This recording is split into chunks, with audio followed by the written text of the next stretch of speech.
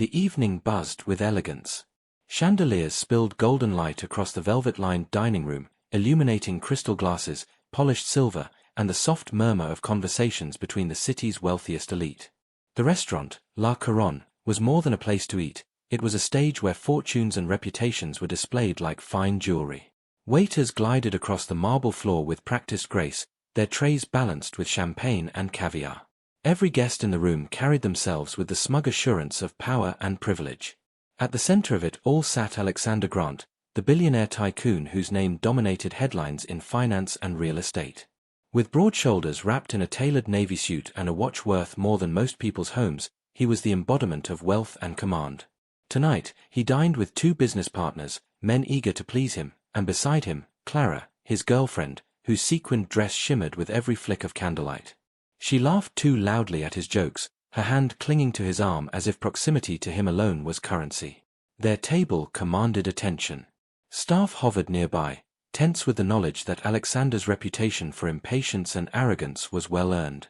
A single slip-up could end in a tirade, and everyone knew he was not a man accustomed to forgiveness. That was when Sophie Carter approached the table. She was not like the other waitresses. Her uniform was crisp but carried faint wrinkles, the kind that came from rushing between double shifts.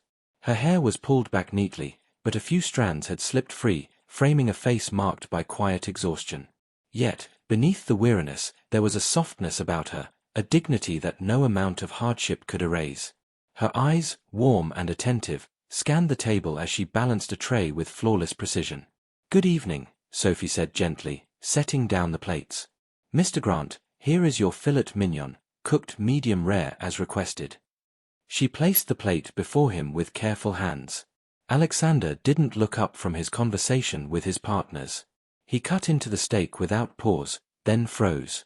His brow furrowed, and he set his knife down with a clatter that made Clara flinch. "This," he said sharply, his voice cutting through the hum of the restaurant, "is medium rare." He lifted the piece of meat on his fork, its pink center gleaming under the chandelier. "This is practically raw. Do you think I came here to eat something half-cooked?" The words carried, slicing the room into silence. Diners shifted uncomfortably, eyes flicking toward the table. Sophie's fingers tightened around the edge of her tray, but she kept her voice even. "I'm very sorry, sir. I'll have the kitchen prepare another right away." "Sorry?" Alexander barked, finally turning his gaze on her. His eyes were cold, sharp as blades. "Do you think I spend $10,000 on a dinner meeting to be served apologies?" His voice rose, reverberating through the elegant room. Clara's smile faltered, her eyes darting nervously at the staring guests. His partners shifted in their seats, embarrassed but unwilling to challenge him. Sophie's cheeks flushed, but she didn't shrink. She took a slow breath, grounding herself against the humiliation pressing in from every corner. Dozens of eyes were on her now, waiting to see how the waitress would crumble under the billionaire's wrath. Instead, Sophie lifted her chin. Her voice was steady, almost serene, as she spoke a single sentence that would ripple through the room like an earthquake. "Your father would be ashamed of you right now." The entire restaurant froze.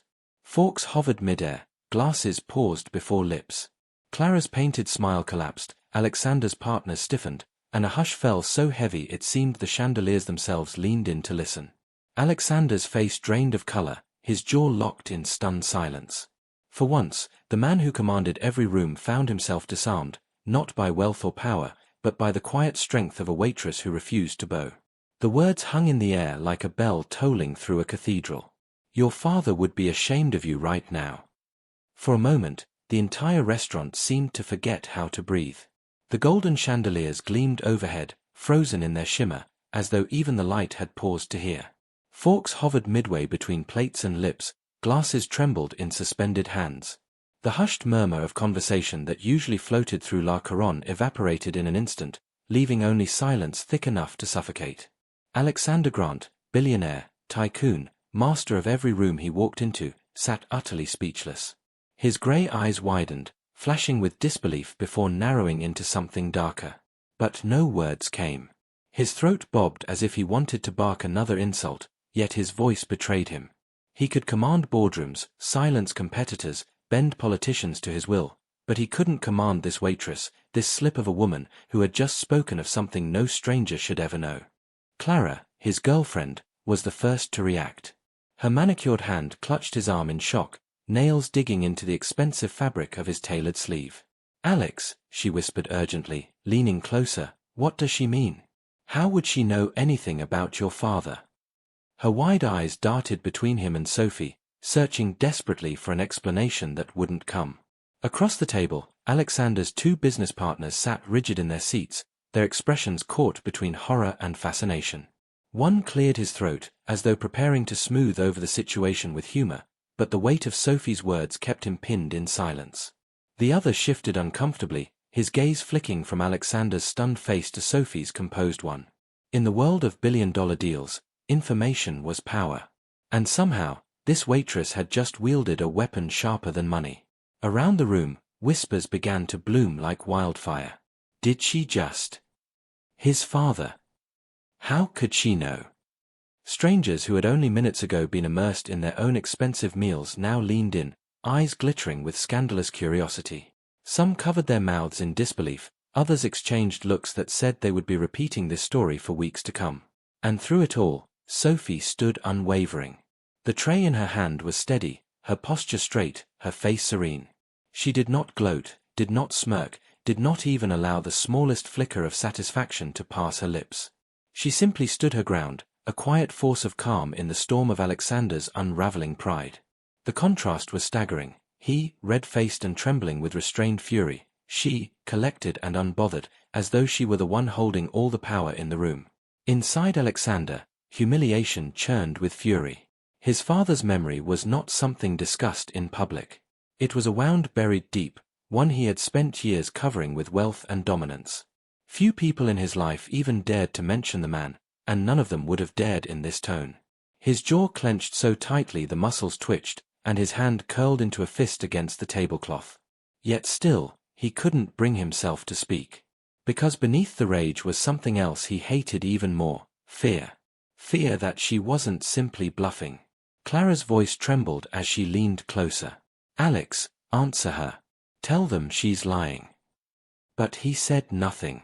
His silence was its own confession, and it rippled through the restaurant like an electric current.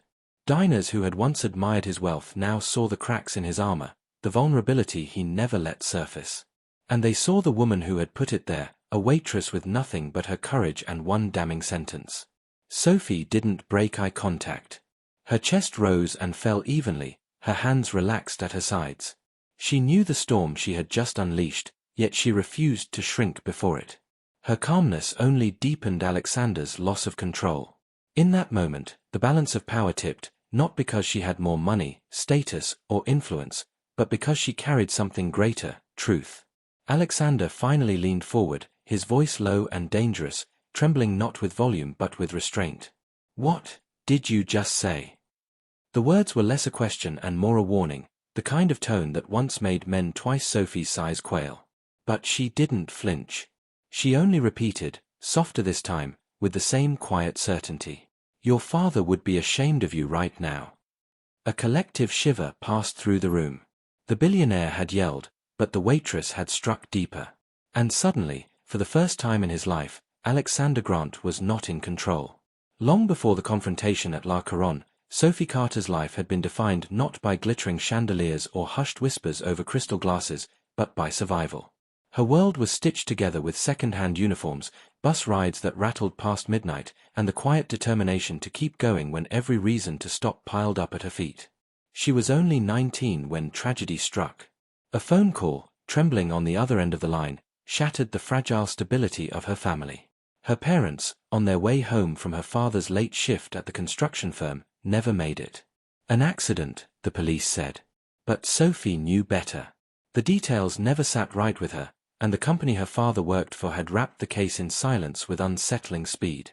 She was left with her younger brother, Ethan, barely 12 at the time, and a responsibility far heavier than her years could bear. Grief didn't wait for her to process it. Bills arrived regardless of tears, and the rent had to be paid. Sophie dropped out of the community college she had fought so hard to get into. The dreams of studying literature, of writing stories that might have carried her away from small-town obscurity, were shelved indefinitely. In their place came double shifts, first at a local diner, then cleaning offices at night. Every dollar mattered. Every hour stolen from sleep meant food on the table, school supplies for Ethan, and a roof over their heads. Her days blurred into an exhausting routine. Wake up before dawn, brew cheap coffee, make sure Ethan caught the bus. Work until her feet blistered. Pick up groceries, always calculating what could stretch furthest: pasta, canned beans, day-old bread. Help Ethan with homework before dragging herself to a second job. Collapse in bed only to rise and do it again. And through it all, she smiled for him. He had lost enough, she refused to let him see the weight crushing her. Yet no matter how hard she worked, the past lingered. Her father's voice echoed in her memory: "Always stand tall, Sophie. Never let anyone tell you your worth." He had been a good man, the kind who believed in dignity even when life gave little in return. His death, shrouded in corporate indifference, left a question gnawing at her. Why had no one from his company offered condolences? Why had the investigation ended so abruptly? And why, when she once tried to dig deeper, did every trail lead to the empire of Alexander Grant? She never spoke of it aloud, not even to Ethan. Protecting him meant carrying the burden alone. But she remembered the name, Grant Corporation, etched across the paperwork, stamped on the paychecks her father used to bring home. She remembered, too, the bitterness in his voice when he once mentioned the billionaire who sat atop it all. Men like him, her father had said, they build kingdoms on the backs of men like me. So when fate placed Sophie years later in the service of Alexander Grant himself, it felt almost cruel. At first, he was just another arrogant customer in the endless parade she endured. But then she looked into his eyes one evening, and something shifted: recognition, the faint echo of her father's words. She had no proof, no hard evidence to pin his name to her father's death, but she carried a truth deep in her bones: this man's empire had stolen more than it ever gave, and her family was among the casualties. And so, Sophie worked quietly, humbly, gracefully.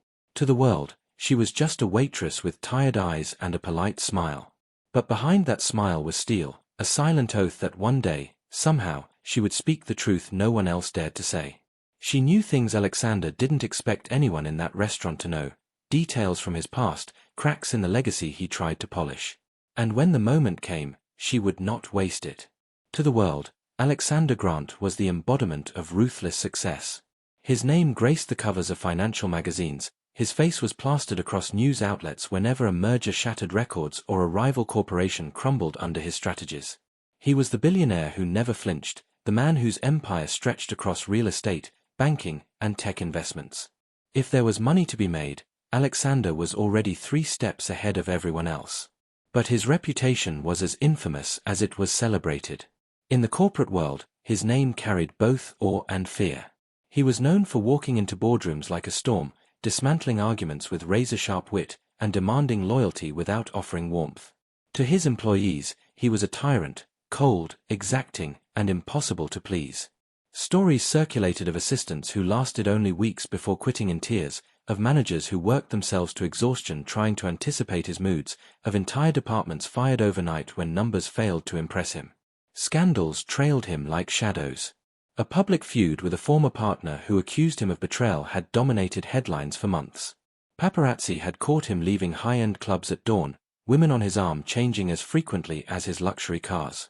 Every tabloid painted him as arrogant, entitled, and untouchable.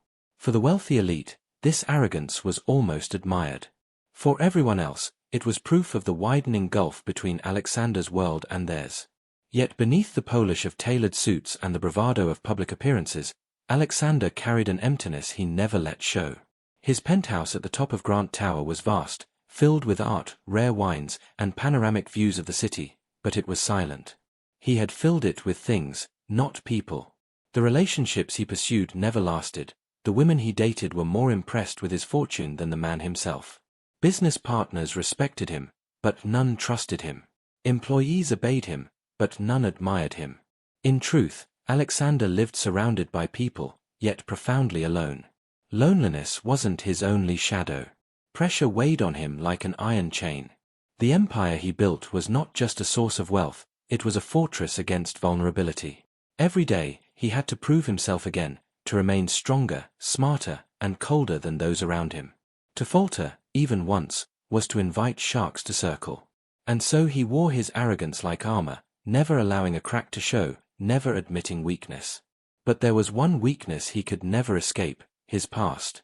His father, Henry Grant, had been a complicated man. To the public, Henry was remembered as a philanthropist, a visionary who invested in infrastructure projects that shaped the city.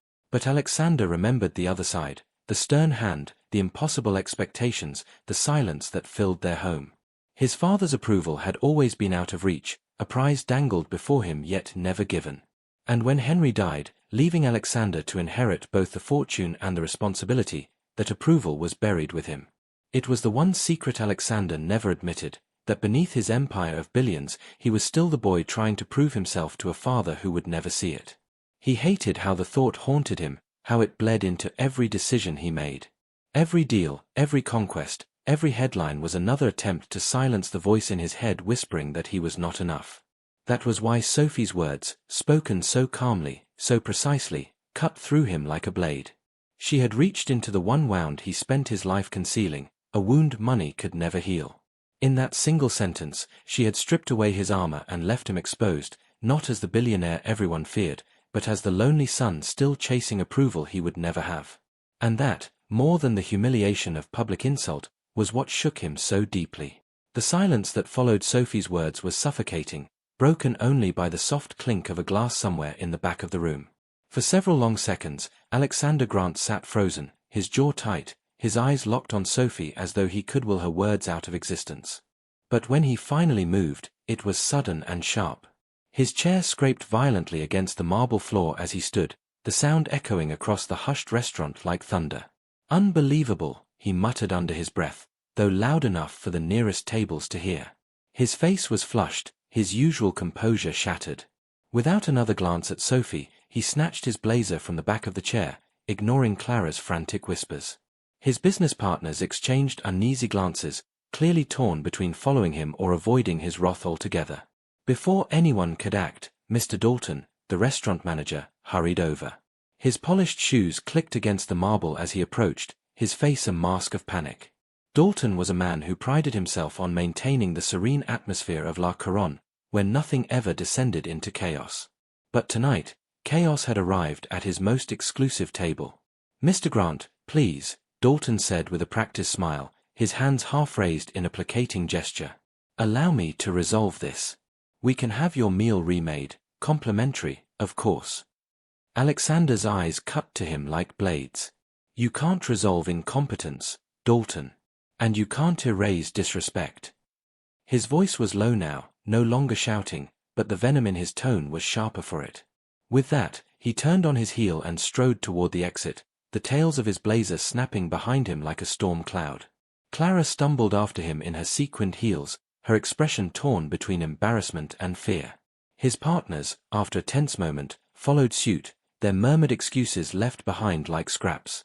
Dalton turned next to Sophie, fury simmering beneath his professional mask.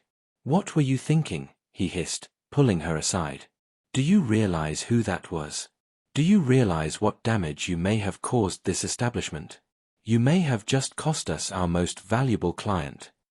Sophie met his glare with steady eyes. Her heart pounded, but her voice was calm. "I was only doing my job, sir. He humiliated me. I told him the truth." "The truth?" Dalton scoffed, glancing nervously at the diners who were still staring. "In this place, truth doesn't matter. Reputation does." His lips pressed into a hard line, and for a moment Sophie thought the words were final, that she was finished here. But then something in her face gave him pause. The quiet dignity, the refusal to look cowed despite the threat of losing everything. It unsettled him. Instead of dismissing her on the spot, Dalton exhaled sharply and shook his head. "We'll discuss this later. Get back to work." Around them, the restaurant began to stir again, but not into its usual hum of polite conversation. Instead, whispers filled the air like smoke. Guests leaned across tables, retelling what they had just witnessed. She said it right to his face. Grant looked like he'd seen a ghost. "I never thought anyone could silence him." The gossip was already taking root, spreading with every breath, promising that by morning the entire city would know that a waitress had brought Alexander Grant to his knees with a single sentence. And Sophie, still holding her tray, stood tall amid the murmurs. She had no idea how far those words would carry, or how much they had already changed the course of her life. The night after the incident at La Couronne, Sophie thought she had left the confrontation behind her. The restaurant still buzzed with whispers when she ended her shift, but she told herself that once she stepped into the cool night air, the weight of Alexander Grant's glare would fade. She hugged her thin jacket tighter against her shoulders as she walked down the quiet street, the city's neon glow painting the sidewalks in fractured colors. She had nearly reached the bus stop when a sleek black car pulled up beside her. Its tinted window slid down with mechanical precision, revealing the man she least wanted to see. "Get in," Alexander Grant said. Sophie froze, her heart stuttering. He wasn't shouting now, his voice was low, controlled, but sharp enough to slice through the night. She met his gaze, those storm-gray eyes burning with an intensity that made the air feel heavier. "No," she replied simply, shifting her tray bag higher on her shoulder. "I have somewhere to be." The door opened, and before she could react, Alexander stepped out. The street lamp above caught the edge of his jawline, highlighting the tension carved into his face. Here, away from chandeliers and applauding associates, he seemed different, less polished, more human, though no less intimidating. "You don't get to walk away after what you said," he snapped, his voice low but seething. "You don't get to throw that at me, in front of everyone, and just disappear." Sophie held her ground. "You embarrassed yourself, Mr. Grant. I didn't have to do anything." His jaw clenched. "Don't play games with me. How do you know about my father?" There it was, the question that had haunted him since her words at the restaurant. In that moment, his empire, his pride, his billions all meant nothing compared to the need to know. She had struck the one nerve he couldn't protect, and it was eating him alive. Sophie's eyes softened, though her expression didn't waver. "I don't owe you an explanation. You think you can humiliate me and then refuse to answer." His voice rose, but he quickly reined it in, glancing at the few pedestrians lingering on the other side of the street. He lowered his tone again, stepping closer. "Tell me how you know." Her heart pounded, but she kept her tone calm, steady. "Some truths don't belong to you alone. That's all you need to know." Alexander's chest heaved. For a man used to controlling every deal, every person, every conversation, her refusal was unbearable. She wasn't afraid of him, at least not in the way most people were. Her calm unsettled him far more than tears or apologies ever could. Sophie turned away and began walking again, her pace brisk but measured. For a long moment, Alexander didn't move. He watched her retreat, his fists tightening at his sides. The city noise swallowed her footsteps until she disappeared around the corner. When he finally returned to his car, slamming the door harder than necessary, his reflection stared back at him in the tinted glass. He looked composed on the outside, but inside he was spiraling. Sophie Carter knew something. Something no one else dared to touch. And she had spoken it in the one place he couldn't fight back, in public, before witnesses, stripping him of control. That night, Alexander didn't sleep. He paced the floor of his penthouse, her words replaying again and again. "Your father would be ashamed of you right now." It wasn't just an insult. It was too precise, too cutting. She had meant it. And for the first time in years, Alexander Grant felt powerless. He told himself it was temporary, that he would uncover who Sophie Carter really was and how she had dared to reach into his past. He didn't yet realize that his obsession with her truth had only just begun. The next morning, Sophie woke to the shrill buzz of her alarm clock and the sight of unopened envelopes stacked on the corner of her kitchen table. Each one bore the same cold lettering, the same quiet threats. Rent was overdue again. She had bought herself an extra week with a partial payment, but now the landlord's patience was running thin. Beside the rent notice was another letter, this one from Ethan's school. Tuition was due. The words blurred as she read them, her chest tightening. She had promised her brother he wouldn't have to give up his place in the private academy their parents had sacrificed so much to send him to. He thrived there, surrounded by teachers who nurtured his talent in science, classmates who pushed him to do better. Pulling him out would crush him, and Sophie refused to let him feel the weight of their struggles. She closed her eyes for a moment, letting the anxiety wash over her. Then, with steady hands, she folded the letters and tucked them away in a drawer. Hiding them wouldn't make the problems vanish, but Ethan didn't need to see them when he came home from school. He deserved at least the illusion of stability. Work offered no relief. Her feet ached from the endless hours, her back stiff from carrying trays and cleaning tables, yet she volunteered for extra shifts whenever possible. At night, she stayed up doing bookkeeping for a small local shop, the glow of her laptop the only light in the apartment. The numbers never added up to enough. Still, when Ethan bounded through the door after school, Sophie's smile was ready. She asked about his day, listened to him chatter about a science project, made spaghetti from whatever she had left in the pantry. She laughed at his jokes, even when exhaustion pressed heavy against her ribs. She wanted him to see a sister who was strong, not a sister who was breaking. Sometimes, neighbors noticed the strain. Mrs. Larkin from across the hall once offered her a grocery bag of leftovers. A co-worker hinted at lending her money. But Sophie always declined, politely but firmly. "Thank you," she'd say with a small smile, "but we're fine." It wasn't pride that drove her refusal, it was dignity. She had promised herself she wouldn't let pity define her. She had seen too many people accept charity only to be treated like burdens. She wanted Ethan to grow up knowing they had survived by standing on their own feet, not because others had carried them. But late at night, when the apartment was quiet and Ethan was asleep, Sophie let the cracks show. She'd sit at the table with her head in her hands, the weight of bills and expectations pressing her down. The silence reminded her of all she had lost, of her parents' voices now gone, of the dreams she had set aside. And still, every morning, she rose again. Because despair might visit her, but it never stayed. She refused to let it. Alexander Grant was not a man accustomed to uncertainty. In his world, questions demanded answers, and answers were things money could buy. The waitress, Sophie Carter, had unsettled him in a way no business rival, no scandal ever had. He could not let it go. 2 days after the incident at the restaurant, Alexander summoned his head of security to his penthouse office. "I want everything on her," he said curtly. "Name, family, history, everything. And I want it fast." His tone brooked no argument. Within hours, his private investigators had begun combing through records. By the next morning, a thick dossier sat on his mahogany desk, the pages neatly clipped, photographs tucked inside. Alexander poured himself a glass of scotch before opening it, bracing for answers he didn't know he was seeking. The first pages were simple enough. Sophie Carter, age 24. Waitress at La Belle Maison for the past year. Lives in a modest apartment on the East Side. Legal guardian to one sibling, Ethan Carter, age 12. You want answers? Fine. My father was loyal. 15 years he gave your company. But when he tried to do the right thing, when he spoke up about the plant overseas, he was crushed. Fired. Branded a traitor. And 6 months later, he was dead. Alexander felt a flicker of unease. That car accident.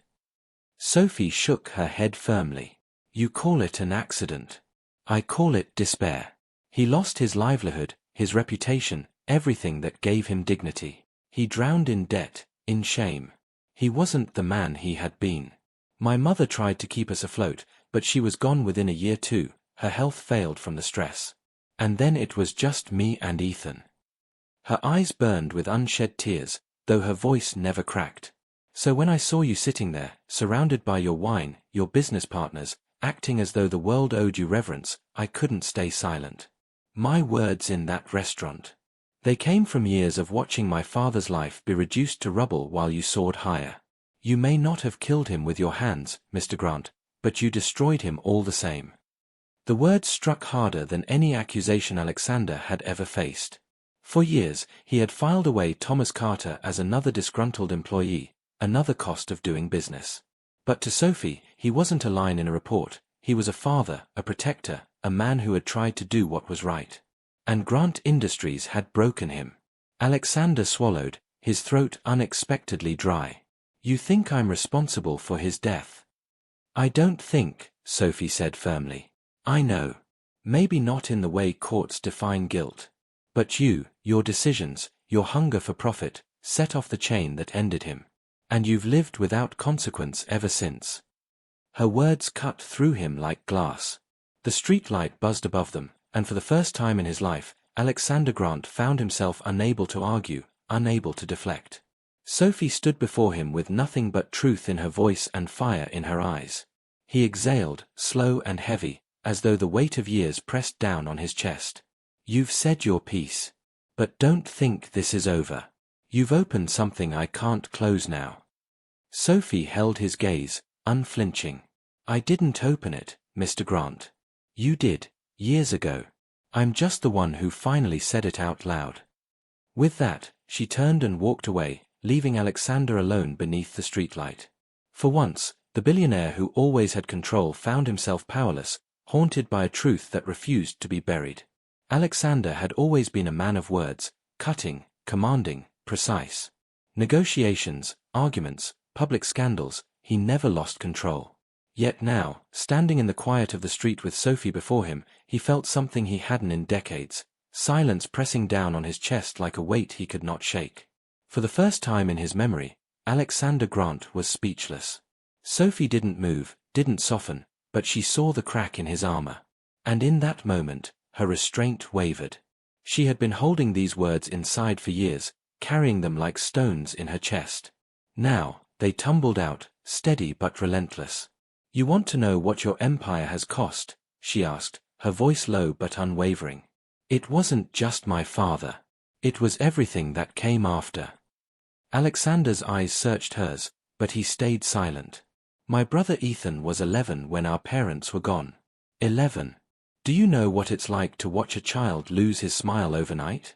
To watch him sit by the window every evening, waiting for parents who will never walk through the door? He used to love building things, drawing out plans, saying he'd be an engineer one day. Now, he barely dreams at all. He's too busy surviving with me. Her words pierced the night, painting pictures Alexander could not ignore. He imagined a boy staring at empty doorways, a sister burying her own childhood to keep food on the table. I work 3 jobs, Sophie continued. Waitressing here. Cleaning offices on weekends. Tutoring when I can. I don't have time for friends. I don't have time for myself. Every paycheck is stretched until it tears, just to cover rent, school fees, groceries. And still, it's never enough. Her breath trembled, but her voice sharpened with conviction. Meanwhile, you sit in penthouses, drinking wine that costs more than my monthly salary. You fly across the world on a whim. You treat people as disposable, as though their lives don't ripple beyond the walls of your boardroom. That night in the restaurant, you thought humiliating me was nothing. Just another outburst. But you don't see the chain of destruction you leave behind when you decide someone's worthless. Alexander felt something stir inside him, something uncomfortably close to shame. His life had been built on winning, on staying untouchable.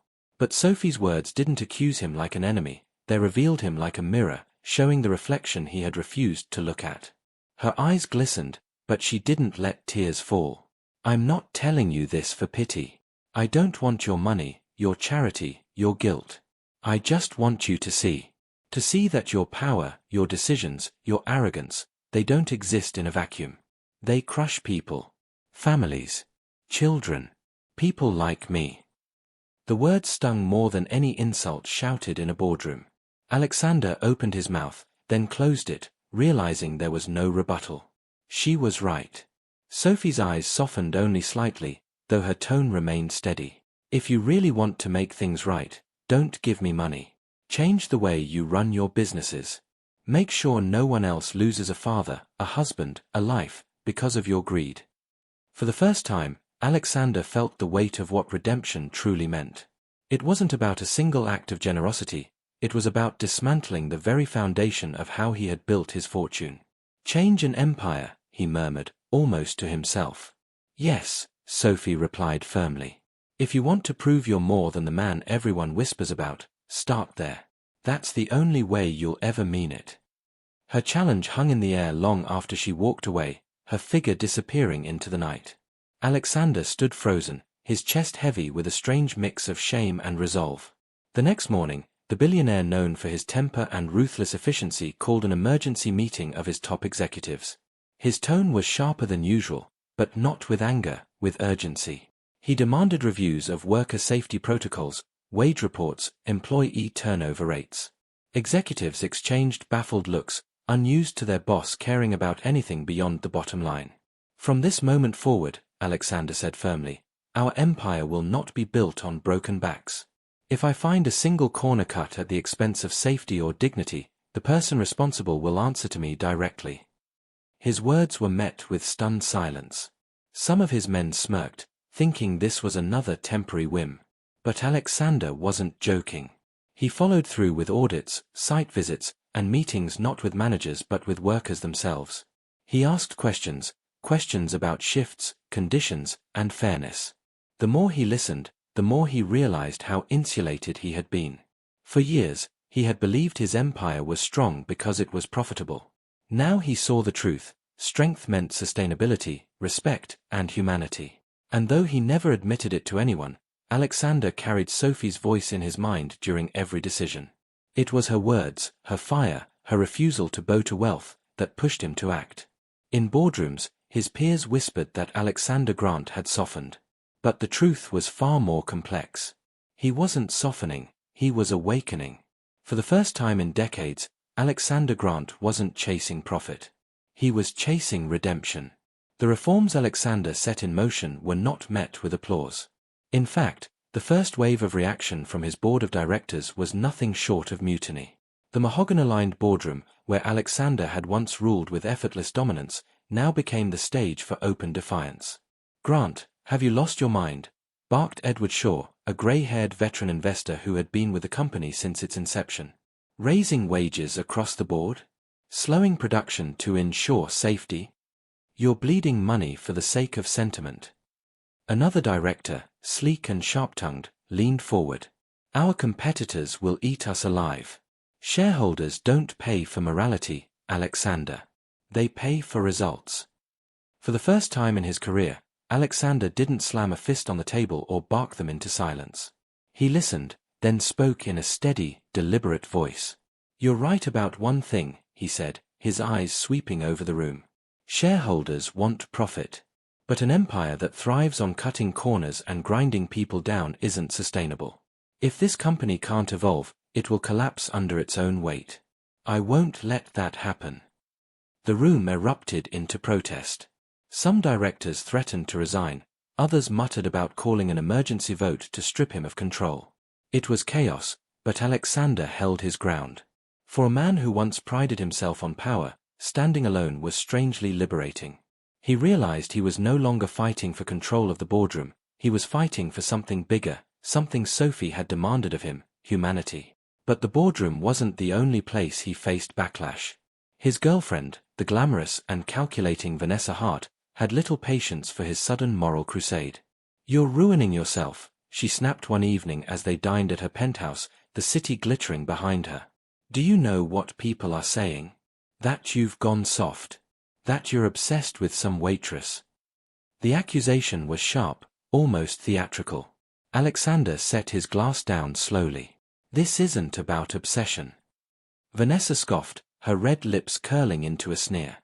"Don't insult me, Alexander. I've stood by your side through scandals, lawsuits, whispers of corruption.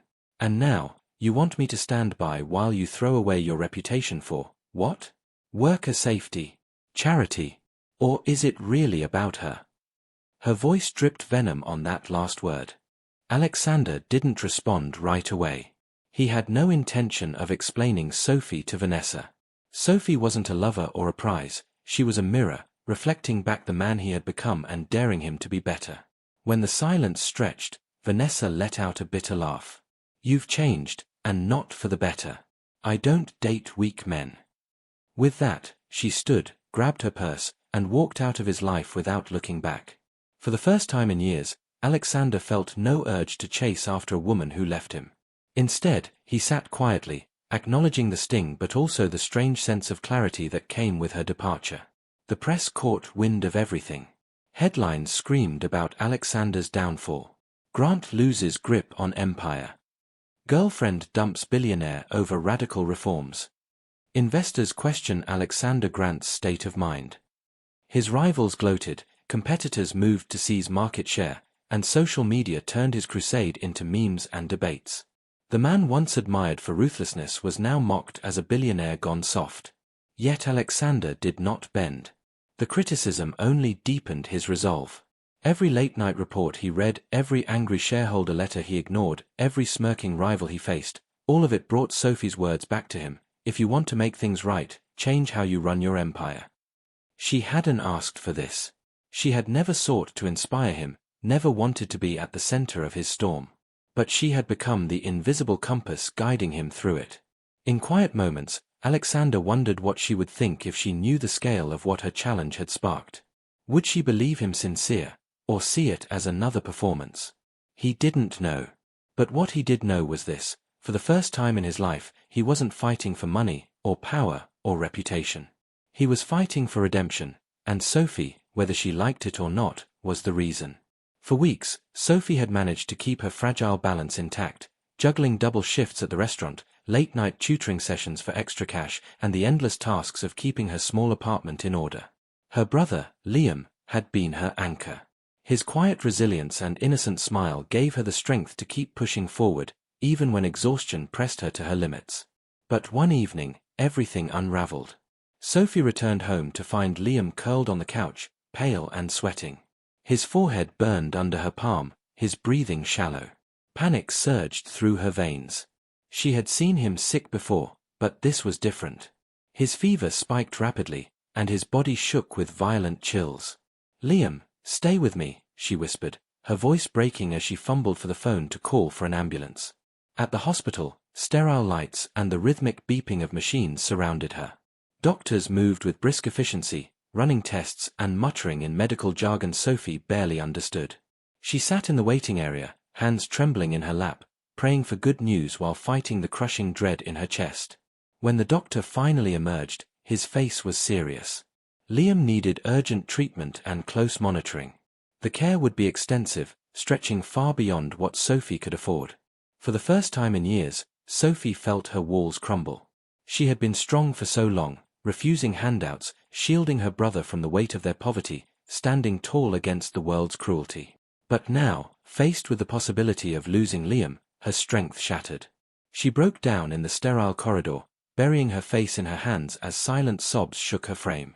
It was then she felt a presence beside her. "Sophie." She looked up through blurred vision to see Alexander standing there, dressed not in the sharp armor of his tailored suits but in something far more disarming, quiet concern. His eyes, usually hard and commanding, held only worry. She blinked, stunned. "What are you doing here?" "I heard," he said simply. "I came." Her instinct was to bristle, to push him away, to tell him she didn't need him. But the words caught in her throat. For the first time, she wasn't met with arrogance or the shadow of pity in his gaze. He wasn't offering money or solutions, he was simply there. When her knees buckled, Alexander steadied her. He guided her to a chair, his hand firm but gentle on her shoulder. "I can't do this anymore," she confessed in a whisper, tears streaming down her face. "I thought I could handle it all, but I can't. I'm failing him." Alexander knelt beside her, his eyes level with hers. "You're not failing him. You've carried more than most people could ever bear. But no one can carry everything alone." His words broke through her despair like sunlight piercing storm clouds. For the next hours, Alexander stayed with her. He didn't flood her with promises or offers of money. He sat in silence when she needed it, fetched her water, listened when she spoke about her fears. He spoke with the doctors, not to take control, but to help her understand the options. When Sophie glanced at him, really looked at him, she saw a man she hadn't believed existed, not the ruthless billionaire, not the arrogant customer who once humiliated her, but someone raw and human, capable of empathy. And for the first time since her father's death, Sophie allowed herself to lean on another person. It terrified her, but it also gave her hope. The weeks that followed marked a quiet but profound shift in both Sophie's and Alexander's lives. For Sophie, the hospital stay was a trial she would never forget. Liam's recovery was slow, but steady. Each day brought color back to his cheeks, each night eased her fear a little more.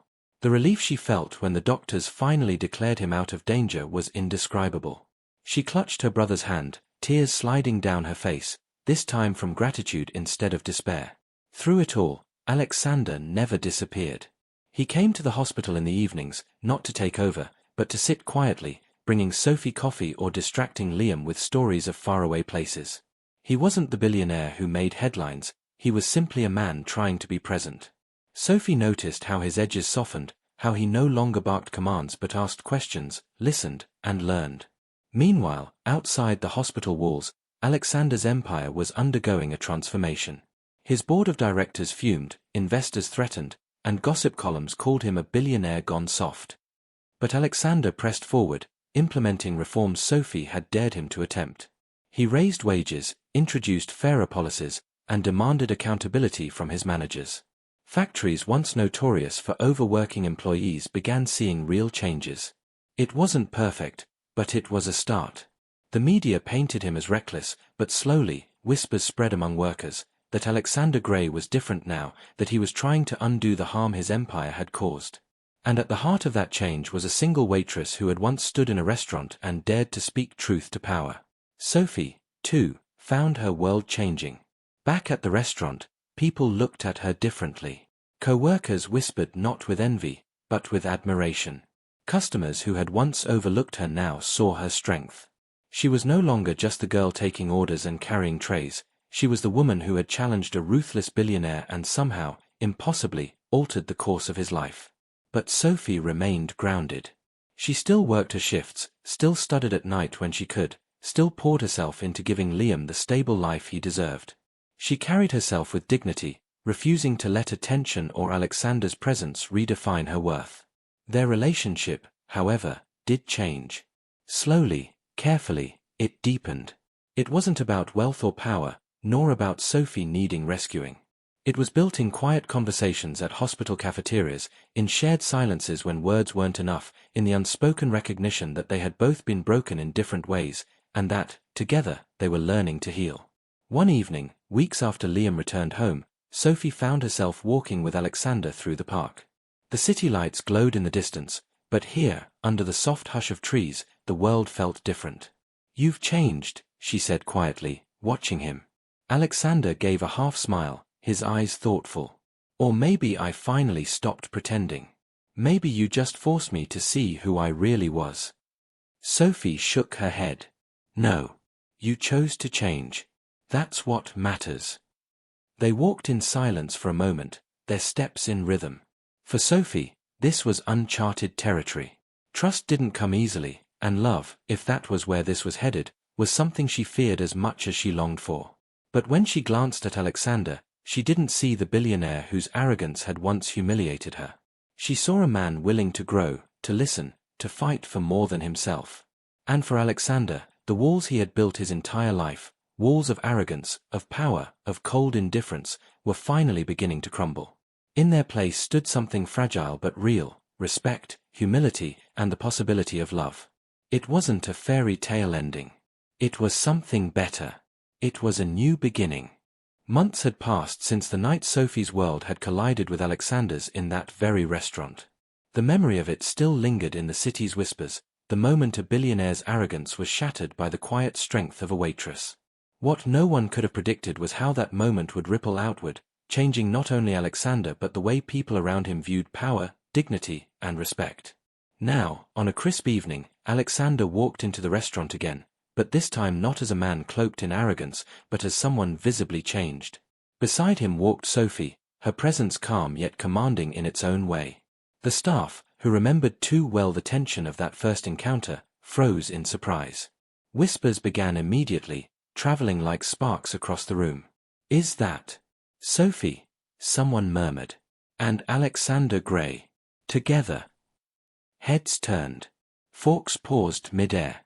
Diners who had once watched Sophie endure Alexander's disdain now witnessed something no less dramatic, the billionaire pulling out a chair for her, offering her the seat with quiet respect.